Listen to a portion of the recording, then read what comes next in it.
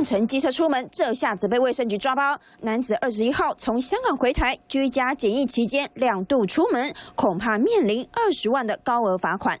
动用警方以及我们的卫生局所的同仁，直接将他送到这个强制隔离所。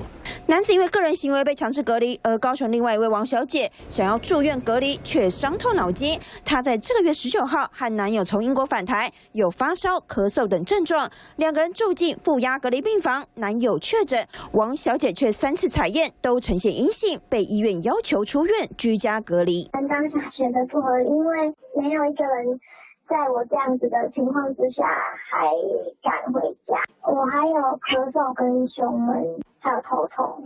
王小姐25号被要求出院，紧张的到处求助。防疫旅馆因为她有症状，还和确诊病例密切接触，不得入住。但是她家有老人，居住环境无法完全隔离，一旦出院，王小姐根本没地方可去，最后只好提出她要自费住隔离病房。是要自费4天我自己住。